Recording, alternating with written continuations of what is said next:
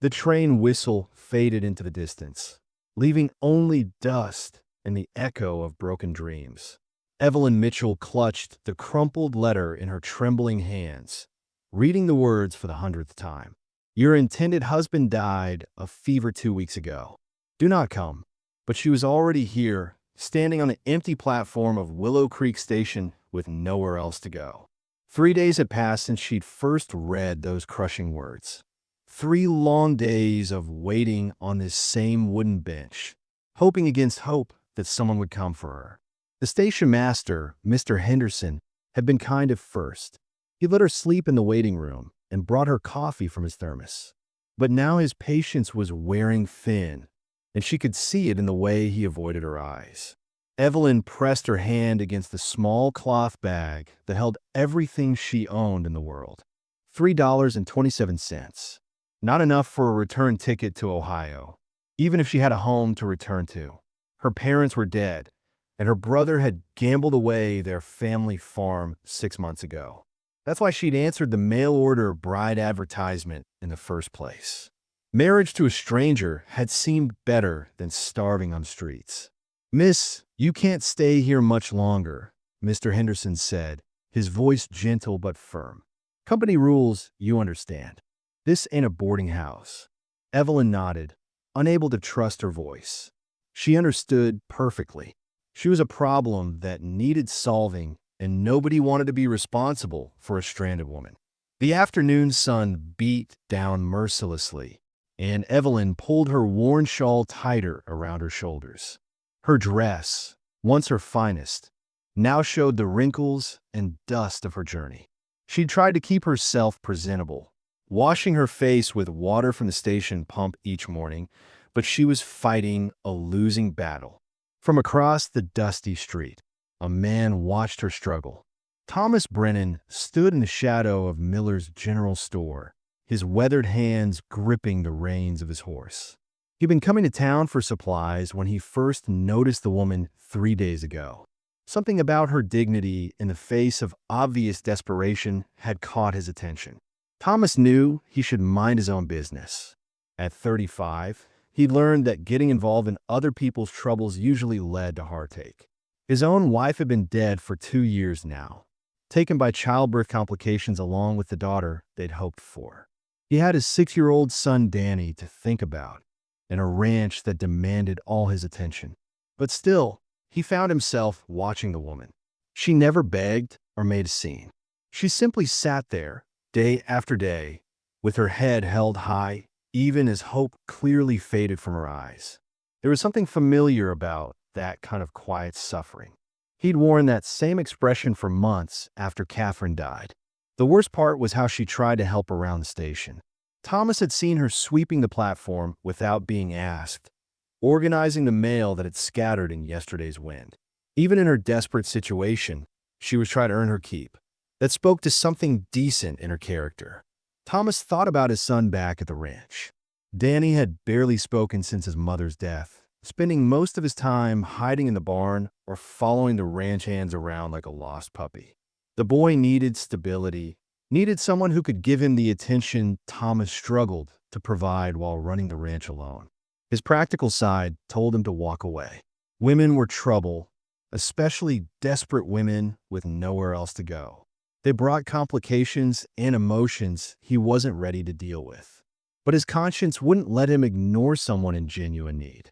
As Thomas watched, Evelyn stood up from the bench and smoothed her wrinkled skirt. She walked over to Mr. Henderson with measured steps, her spine straight despite everything. Thomas couldn't hear the conversation, but he could read the body language. The station master was shaking his head, pointing down the track. Evelyn nodded once, then walked back to collect her small bag. This was it. She was being asked to leave, with nowhere to go and no money to get there. Thomas made a decision that would change both their lives forever. He crossed the street with determined strides, his boots echoing on the wooden planks of the platform. Evelyn looked up as a shadow fell across her, and Thomas was struck by the color of her eyes. Green as spring grass, with a strength that hadn't been broken despite everything she'd endured. "Excuse me, miss," Thomas said, his voice rougher than he'd intended. "I couldn't help but notice you've been here a few days." Evelyn straightened, prepared for another person to tell her to move along. Instead, she found herself looking into the kindest brown eyes she'd seen in months. "Yes, sir," she replied, her voice steady despite the tremor in her hands. "I'm afraid I've found myself in difficult circumstances." She didn't elaborate, didn't offer excuses or sob stories. Just a simple statement of fact that impressed Thomas more than tears would have. "My name is Thomas Brennan. I have a ranch about 5 miles east of here." He paused, wrestling with his better judgment. "I don't mean to pry, but it looks like you could use some help." Evelyn felt something crack inside her chest. After 3 days of polite rejections and awkward silences, someone was finally offering kindness. "Sir, I appreciate your concern, but I couldn't impose," she began, but Thomas held up a hand. "What's your name, miss?" he asked gently.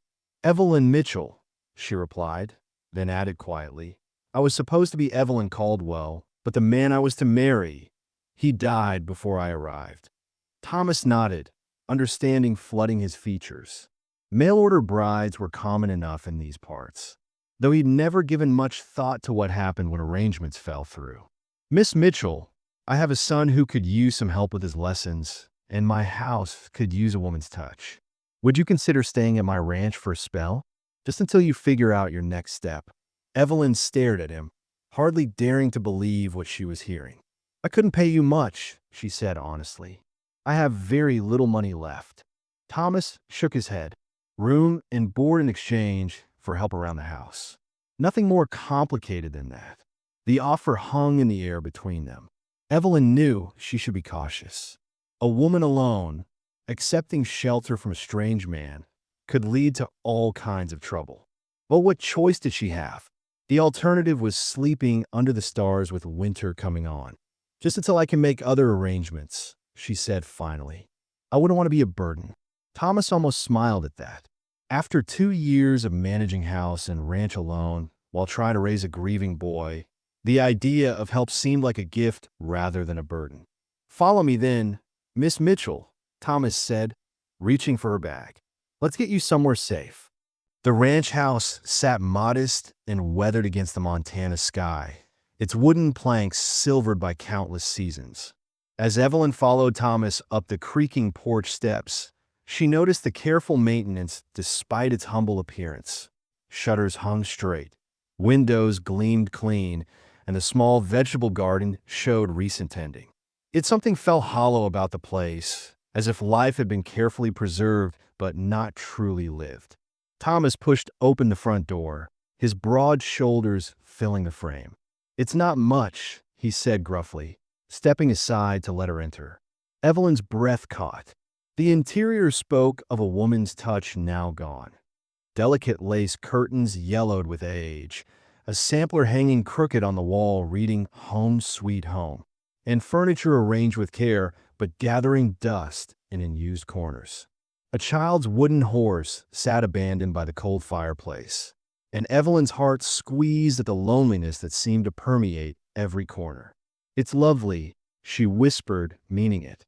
She'd lived in far grander houses, but none had felt more like a real home than this place that mourned its missing heart.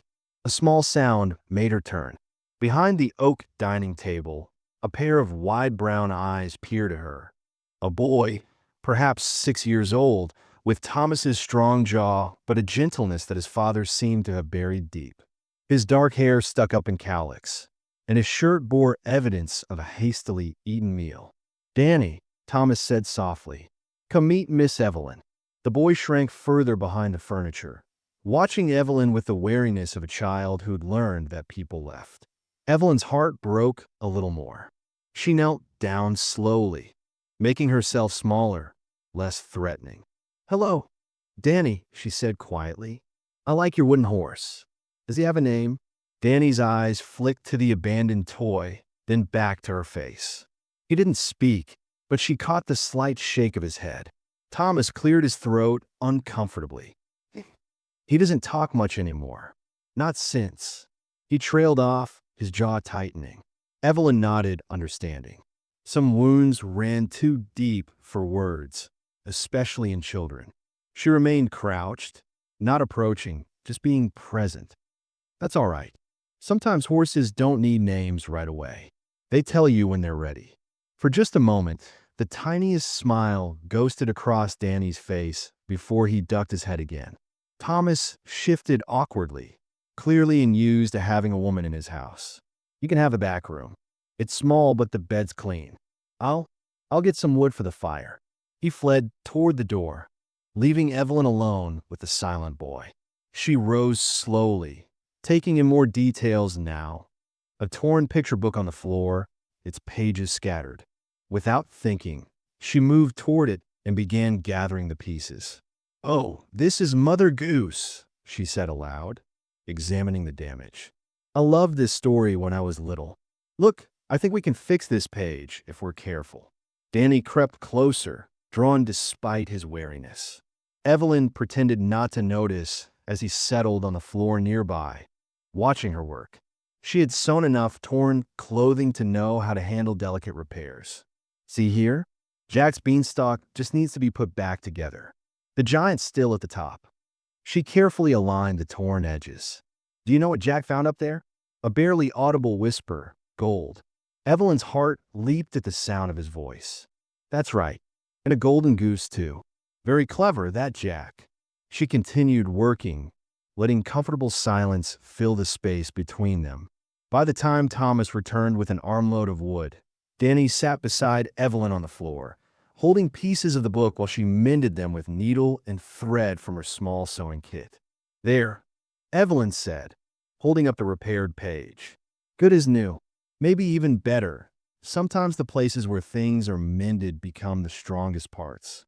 Danny took the book reverently, running small fingers over the careful stitches. He looked up at Evelyn with something approaching wonder, and she felt tears prick her eyes at the naked hope in his young face. Thomas stood in the doorway, with Forgotten in his arms, staring at the scene before him. Evelyn saw something crack in his stern expression, surprise, perhaps, or recognition of something he'd thought lost forever. "I should start supper," he said roughly, moving toward the kitchen. "Let me help," Evelyn offered, rising and brushing dust from her skirts. "It's the least I can do." "You don't need to. I want to." She met his eyes steadily. "Please, let me be useful." As they worked together in the narrow kitchen, Evelyn moving around him with surprising ease despite the cramped quarters, Thomas found himself watching her graceful movements. She handled his pots and utensils as if she belonged here, filling the space with a warmth he'd forgotten existed. "You're good with him," Thomas said quietly as they prepared simple fare of bacon, beans, and cornbread. "He's a sweet boy. He just misses his mother." Thomas's hands stilled on the bacon. "She died 2 years ago, birthing our daughter, who didn't make it either." The words came out flat, practiced, as if he'd forced himself to say them without feeling.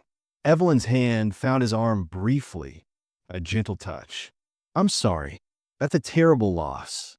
Something in her voice made him look at her. Real understanding lived in her brown eyes, not just polite sympathy. "You've lost someone too.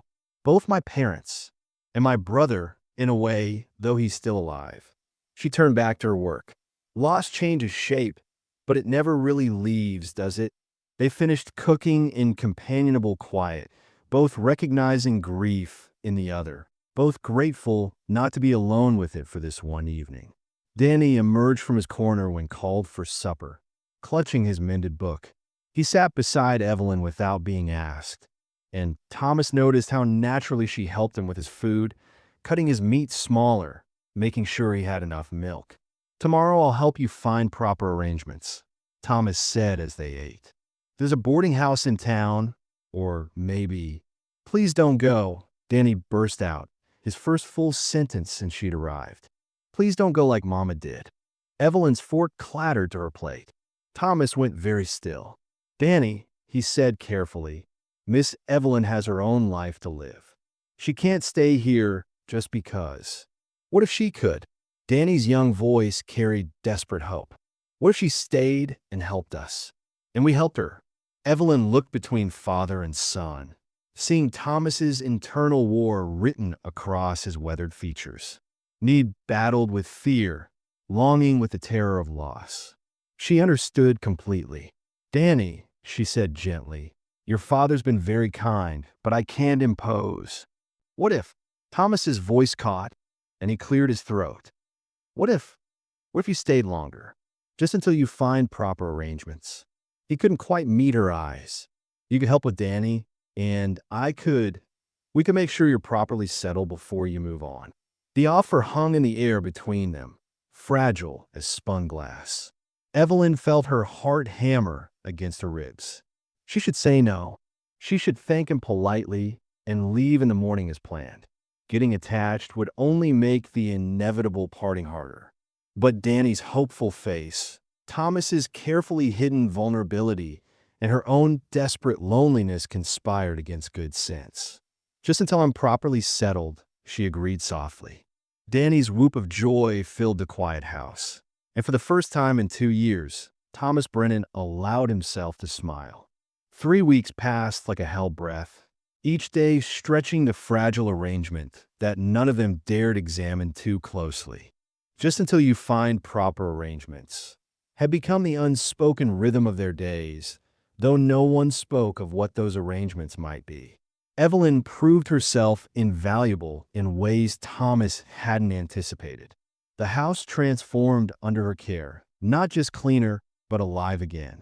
Meals appeared on time, mended clothes returned to drawers, and the persistent chill that had settled into every corner after Catherine's death finally lifted. She organized his scattered ranch books with an efficiency that surprised him, her neat handwriting turning his chaotic records into comprehensible accounts. "You've a head for figures," he observed one evening, finding her at the kitchen table with ledgers spread before her. "My father insisted I learn." Evelyn didn't look up from her calculations. He said a woman who couldn't manage money would always be at someone else's mercy. Her pen paused. He was right, though not in the way he expected. Thomas studied her profile in the lamplight, the determined set of her jaw, the way she worried her lower lip when concentrating. Something stirred in his chest that he quickly pushed down. Danny blossomed under Evelyn's attention like a flower turning toward sun. His silence gradually gave way to whispered questions, then full sentences, then actual laughter when Evelyn read to him from his mended book. She never pushed too hard, never demanded affection, simply remained steadily present until trust grew naturally. But the town noticed. Mrs. Henderson from the Mercantile pursed her lips when Evelyn accompanied Thomas for supplies. Reverend Walsh delivered pointed sermons about propriety and the appearance of sin. At church, conversations stopped when they entered, replaced by meaningful glances and whispered speculation. "They think I'm your kept woman," Evelyn said quietly one Sunday as they walked home, Danny running ahead to chase butterflies. Thomas's jaw tightened. "Let them think what they want. You've done nothing wrong." "Haven't I?" She stopped walking, forcing him to face her. "I'm living your house, unmarried, caring for your child." In their eyes, "You're a woman who needed help, and I provided it." His voice carried an edge of anger. "Same as I do for any Christian soul." But Evelyn caught the flicker in his expression, the way his gaze lingered on her lips before darting away. The same awareness that kept her awake at night, listening to his quiet movements in the room next to hers. The turning point came on a sweltering Tuesday when Thomas taught her to ride. His hand spanned her waist as he lifted her onto the gentle mare, and both of them froze at the contact. Evelyn's breath caught. Thomas's fingers tightened involuntarily before he forced himself to step back. "Sit straight," he said roughly. "Don't grip so hard with your legs." His hand covered hers on the reins, guiding her movements, and Evelyn felt heat race up her arm that had nothing to do with the summer sun. When she turned to thank him, their faces were inches apart, his blue eyes dark with something that made her pulse stutter. "Evelyn," he said hoarsely, and she knew he felt it too. this pull between them that grew stronger each day despite their careful distance. Danny's voice calling from the house broke the spell, and Thomas stepped back as if burned. That evening, after Danny was asleep, Thomas found Evelyn on the porch, watching fireflies dance in the gathering dusk. "This can't continue," he said without preamble. Evelyn's hands stilled on her mending. "I know. People are talking. Danny's getting too attached. And He stopped, running a hand through his hair. "I can't let you go." The admission hung between them, raw and honest. Evelyn set aside her sewing with trembling fingers. "Thomas, marry me." The words tumbled out before he could stop them. "For practical reasons. Danny needs a mother, and you need a home.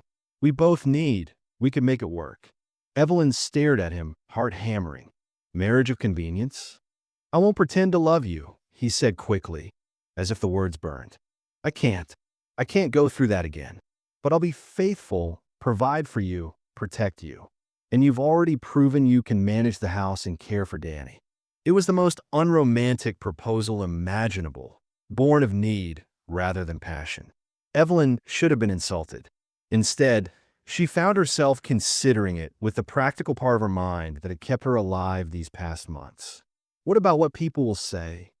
They'll say I married a good woman who makes an excellent mother for my son. His voice carried fierce conviction. "Anyone who has a problem with that can take it up with me." Evelyn looked at this complicated man who offered her safety while denying them both the deeper connection that sparked between them. It wasn't love, but it was honest. It wasn't passion, but it was protection. And perhaps, in time, "I accept," she said quietly. Relief flooded Thomas's features. "We'll go to town tomorrow. Get the license, find a preacher. No sense waiting." "No sense at all," Evelyn agreed, though her heart raced at the finality of it. The wedding took place 3 days later in Reverend Walsh's study, with only the minister's wife and Danny as witnesses. Evelyn wore her best dress, a deep blue wool that brought out her eyes, while Thomas stood stiff in his Sunday suit, looking more like a man facing execution than matrimony. Danny practically vibrated with excitement, clutching Evelyn's bouquet of wildflowers he'd picked that morning. When the Reverend pronounced them man and wife, the boy cheered loud enough to rattle the windows. "You may kiss the bride," Reverend Walsh intoned. Thomas hesitated, then leaned down to brush the briefest, most chaste kiss across Evelyn's lips.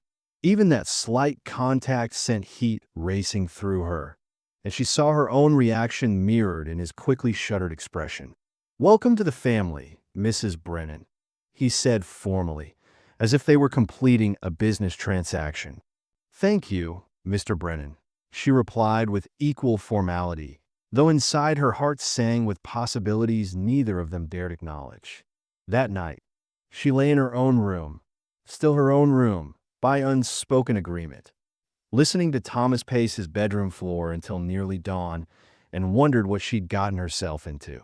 The first weeks of marriage settled into a careful choreography of polite distance.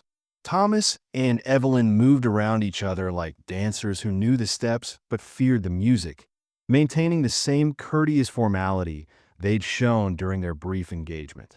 "Please pass the salt, Mrs. Brennan." "Thank you for mending my shirt, Mr. Brennan." Danny remained their bridge, chattering happily between them, oblivious to the careful walls his parents constructed. Evelyn threw herself into transforming the house with renewed energy. She scrubbed floors until they gleamed, planted herbs in the kitchen garden, and hung fresh curtains, sheets sewn from fabric bought with egg money.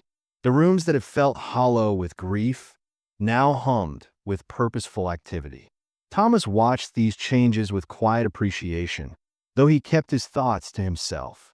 Their first real test came on a sweltering Sunday morning when they walked into church as husband and wife. The congregation's reaction was immediate and unmistakable, a collective intake of breath, followed by pointed whispers behind gloved hands. Mrs. Henderson's disapproving sniff could be heard 3 pews away. During the service, Evelyn sat rigid beside Thomas, acutely aware of every sideways glance, every meaningful look exchanged between the town ladies. When they filed out after the benediction, Mrs. Whitmore and her circle of gossips made a show of turning their backs, clustering together like a flock of disapproving hens. "Well," Mrs. Henderson announced loudly enough for half the congregation to hear, "I suppose some people have no shame about indecent haste. Married barely a month after meeting, and her living in his house unmarried all that time? It's scandalous." Evelyn's cheeks burned, but she kept walking head high. Thomas's hand found the small of her back, the first truly intimate gesture he'd made since their wedding, and she felt strength flow from his touch. "Pay them no mind," he murmured. "They're just bitter old biddies with nothing better to occupy their time." But the damage was done. That afternoon, as Evelyn worked in her garden, she found herself blinking back tears of humiliation. She'd endured worse gossip back home, but somehow this felt different. These people were supposed to be her neighbors, her community now. Thomas found her there, kneeling among the tomato plants with suspiciously bright eyes. "They hurt you," he said quietly. It wasn't a question. "I'm fine." Evelyn wiped dirt from her hands, not meeting his gaze. "No, you're not." He crouched beside her, studying her profile. "I'm sorry. I should have defended you more strongly. It doesn't matter what you say. They've already made up their minds." Her voice carried a defeated note that cut through his chest. "I knew this would happen. I just hoped." "What?" "That maybe just once I could start fresh somewhere. Be someone new." She laughed bitterly. "Foolish of me." Thomas was quiet for a long moment, watching her gentle hands tend the young plants. "You're someone new here. You're Danny's mother. My wife. The woman who brought life back to this house." His voice grew fierce. "Anyone who can't see that isn't worth your concern." Evelyn looked up at him then, surprised by the vehemence in his tone. Something shifted in his expression, a crack in the careful distance he maintained. "I won't let them hurt you," he said. "Not while you're under my protection." Their eyes held for a moment too long, and Evelyn felt her heart race at the warmth she glimpsed in his gaze. Then Danny came running around the corner, calling for them to come see the new calf, and the moment passed. But something had changed between them. That evening, as they sat on the porch after Danny's bedtime, the silence felt less careful, more companionable. "Tell me about your family," Thomas said suddenly. "Your real family, before everything." Evelyn was quiet so long he thought she wouldn't answer. Then, haltingly, she began to speak of parents who'd loved her, a childhood filled with books and laughter, dreams of teaching school, or maybe writing stories. She spoke of her brother's gambling problem, the gradual loss of everything they'd owned, the humiliating scandal that had driven her west. "I was accused of having an affair with Reverend Morrison," she said finally. "His wife found letters I'd written to him about books, just books, nothing improper, but she convinced half the town I was trying to steal her husband." Evelyn's laugh held no humor. The truth didn't matter. Once people decided I was a fallen woman, that's all they could see. Thomas felt anger rise in his chest. Not at her, but for her.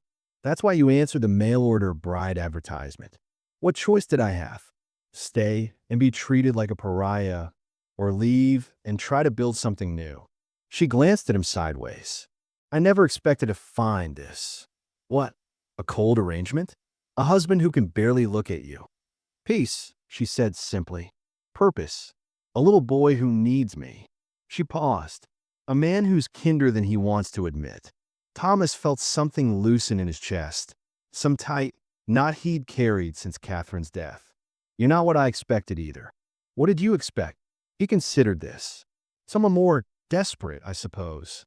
Someone who'd be grateful enough to accept scraps." He looked at her directly. "You deserve more than I'm giving you." "Thomas, I can't," he said abruptly, the admission torn from somewhere deep. "I can't love you the way a husband should. I won't survive losing someone again." Evelyn studied his profile, seeing the fear beneath his stern exterior. "I didn't ask you to love me, didn't you?" His voice was rough. "Every day, the way you care for Danny, The way you've made this house a home again. The way you look at me sometimes. You're asking for something I don't know how to give anymore." The honesty hung between them, raw and painful. Evelyn reached out tentatively, covering his work-roughened hand with her smaller one. "Then don't give it," she said softly. "Just don't shut me out completely. We're married now, for better or worse. Let me be your partner, if not your love." Thomas stared down at their joined hands, his thumb unconsciously stroking across her knuckles. "I'll try," he said finally, "but I can't promise. I'm not asking for promises. Just try." 2 weeks later, a letter arrived that would test every fragile bond they'd built. Evelyn's hands shook as she read it, the paper fluttering to the kitchen floor like a wounded bird. Thomas found her there, staring at nothing, her face white as milk. "What is it?" He picked up the letter, his expression darkening as he read. "Evelyn, you have to let me go," she whispered, "before this destroys everything you've worked for, before it hurts Danny." The letter contained the same vicious gossip that had driven her from her hometown, now spreading its poison west. Someone had discovered her whereabouts and was determined to ruin her fresh start. "No," Thomas's voice was steel. "I won't let them drive you away again." But Evelyn was already moving toward the stairs, toward the bedroom where her few possessions waited to be packed once more. "You don't understand," she called over her shoulder. "This won't end. It never ends. And I won't let you and Danny pay for my mistakes." The letter had arrived 3 days ago, and Evelyn had read it so many times the paper was wearing thin at the creases. Her hands trembled as she folded her few belongings into the worn carpet bag she'd arrived with months earlier. The pre-dawn darkness seemed fitting for what she was about to do, slip away like a thief, taking nothing but the clothes on her back and the memories of the only real happiness she'd ever known. She paused at Danny's doorway, watching his peaceful face in the dim light. He'd grown so much since she'd arrived, not just physically, but emotionally. The withdrawn, silent boy had blossomed into a chattering, laughing child who called her Mama Evelyn and held her hand at church. The thought of never seeing him again made her chest tighten with a pain she could barely breathe through. "I'm sorry, sweet boy," she whispered, placing a gentle kiss on his forehead. "I'm so very sorry." She made it as far as the kitchen before small feet pattered down the hallway. Danny appeared in his nightshirt, rubbing his eyes and staring at her carpet bag with dawning horror. "Mama Evelyn, where are you going?" Evelyn's carefully rehearsed explanations died in her throat as she looked into Danny's frightened face. This was exactly what she'd hoped to avoid. The tears, the confusion, the sense of abandonment that would surely follow him for years to come. "I have to go away, Danny, but Papa will take good care of you and—" "No." The boy's cry was sharp enough to wake the dead. "You can't go. You promised you'd stay. You promised." His wailing brought Thomas thundering down the stairs, hair disheveled, eyes wild with alarm. He took in the scene at a glance. Evelyn's bag, her guilt-stricken face, Danny's hysterical sobbing, and his expression hardened into something she'd never seen before. "What the hell is this?" His voice was dangerously quiet. "Thomas, please, let me explain." "Oh, you'll explain all right." He swept Danny into his arms, murmuring comfort while keeping his blazing eyes fixed on Evelyn. "Danny, go back to bed. Mama Evelyn and I need to talk." "But she's leaving." Danny clung to Thomas's neck. "Don't let her leave, Papa." "Nobody's leaving," Thomas said firmly, though his gaze never left Evelyn's face. "Go on now, son." When Danny reluctantly trudged back upstairs, Thomas set Evelyn's bag on the table with deliberate precision. "Well, I'm waiting." Evelyn's hand shook as she pulled out the letter. "This came from Millbrook, my hometown. The pastor there. He felt obligated to warn you about my character." Thomas snatched the letter and read it quickly, his jaw clenching with each line. When he finished, he looked up at her with something between fury and disbelief. "According to this, you had an affair with the banker's married son." His wife discovered the liaison and made it public. He crumpled the letter in his fist. And you're going to run away without giving me a chance to hear your side? Because there's no proof of my innocence. Evelyn's voice cracked. Don't you understand? I was governess to the Peterson children. Young Mr. Peterson began making advances. When I refused him, he spread rumors that we'd been intimate. His wife chose to believe him rather than face the truth about her husband. And you let them drive you out. What choice did I have? Who would believe the hired help over the banker's family? Evelyn wrapped her arms around herself. I thought if I came west, I could start fresh. But the scandal followed me here, Thomas. It always will. So, you were just going to disappear? Leave Danny heartbroken and confused. Thomas's voice rose.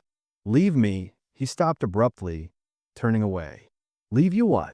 Evelyn whispered. Leave me to explain to my son why another woman he loved decided he wasn't worth staying for.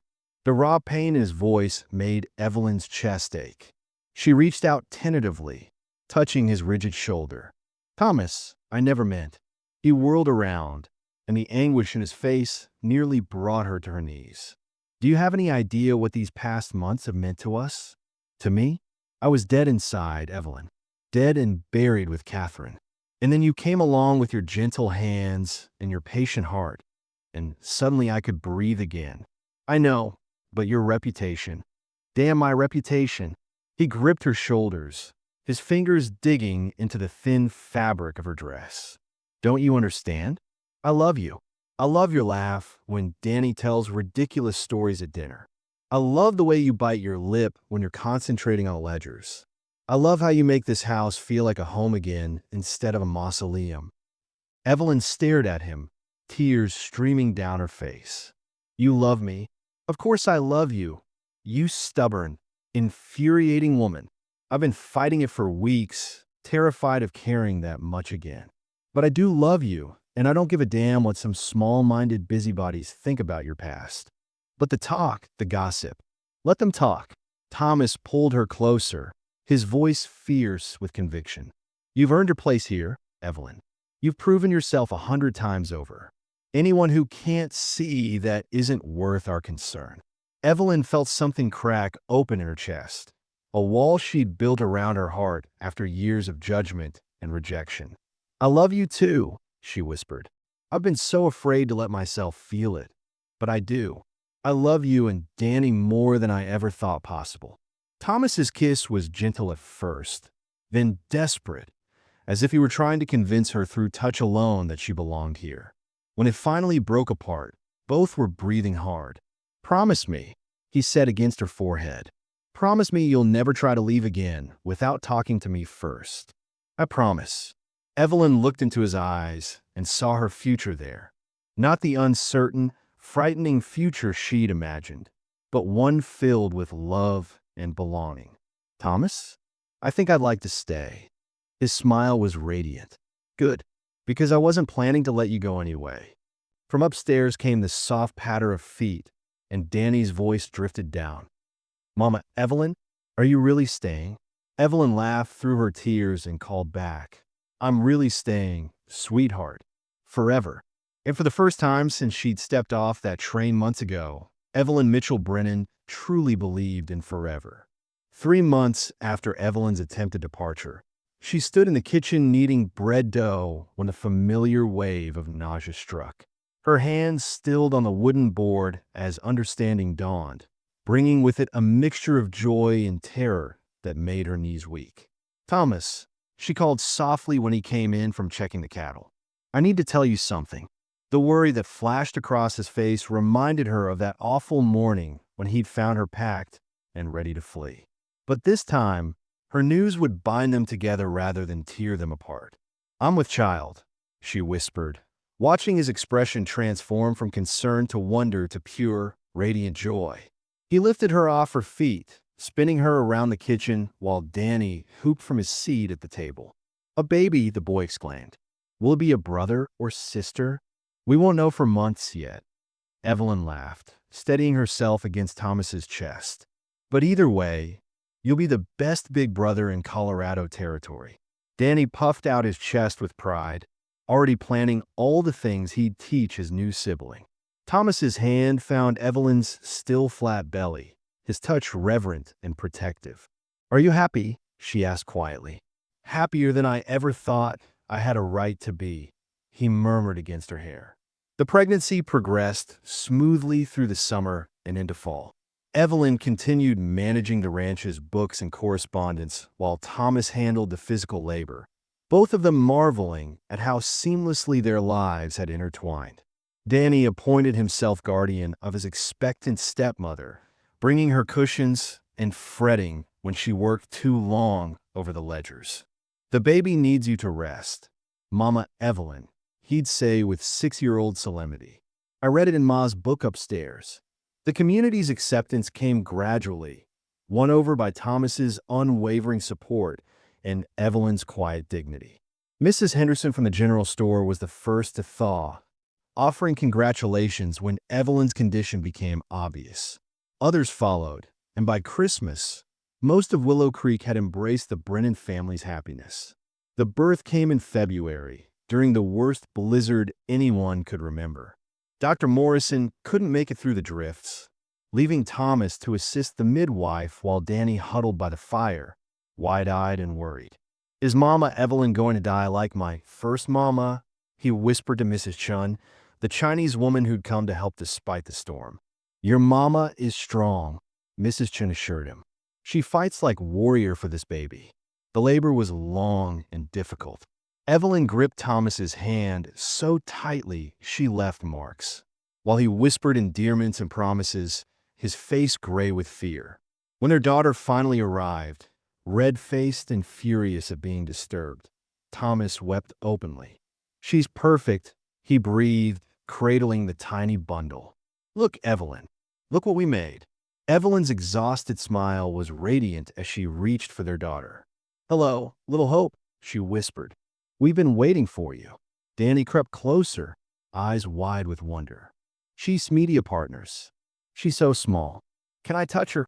Gently, Evelyn guided his finger to Hope's tiny fist, which immediately closed around it.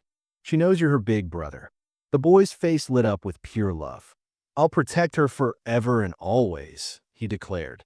"Nobody will ever hurt our Hope." Spring brought new challenges and new joys.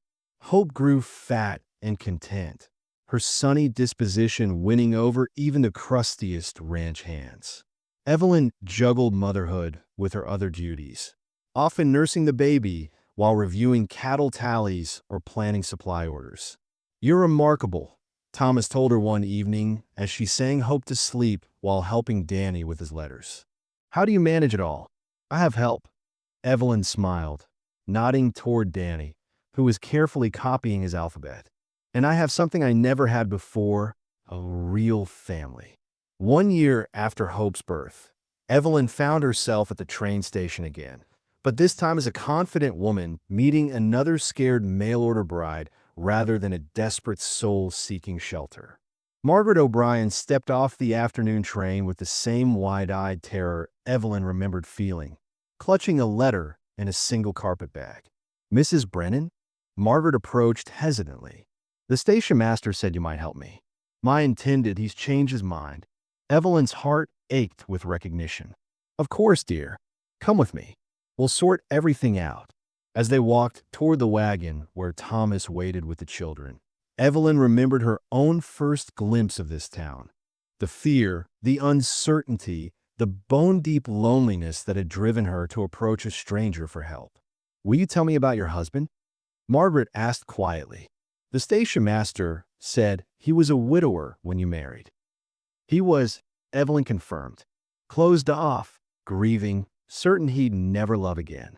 It took time, patience, and a good deal of stubbornness on both her parts. And now, Evelyn looked at Thomas helping Danny down from the wagon seat, while Hope babbled happily in her carrier. "Now I can't imagine life any other way." That evening, after Margaret was settled in the spare room and the children were asleep, Evelyn and Thomas sat on their porch watching the sunset paint the mountains gold. Hope nursed contentedly while Danny dozed against Thomas's shoulder, a picture book sliding from his lap. "Do you ever think about that first night?" Thomas asked, "When you asked for shelter?" "Every day," Evelyn admitted. "I was so frightened, so certain I didn't deserve kindness. And I was so determined to stay, closed off, to never risk caring again." He shifted Danny more comfortably. What changed? Evelyn considered this, remembering the moment she'd first seen real warmth in Thomas's eyes, when Danny had smiled at her over his mended book. "I think we both decided that love was worth the risk of loss. Even knowing what we know now, about how much it can hurt." Evelyn looked at her family. Her husband, her stepson who'd become as dear as any child of her blood, her daughter who represented hope itself. "Especially knowing that," she said softly. Later, as they prepared for bed, Evelyn caught sight of herself in the mirror. Gone was the desperate, hollow-eyed woman who'd stepped off the train over 2 years ago. In her place stood someone confident and loved, someone who truly belonged. "Thomas," she said as he extinguished the lamp. Thank you." "For what?" Evelyn smiled in the darkness, listening to Hope's peaceful breathing from the cradle beside their bed. "For seeing past my desperation to what I could become. For giving me a home." Thomas pulled her close, his voice warm with contentment. "You gave us back our lives, Evelyn. Hope, joy, laughter, all the things I thought died with Catherine. You didn't just find a home here. You made one." And Evelyn knew, with the quiet certainty that comes from surviving the worst and discovering the best, that sometimes the greatest journeys do indeed begin with the darkest circumstances.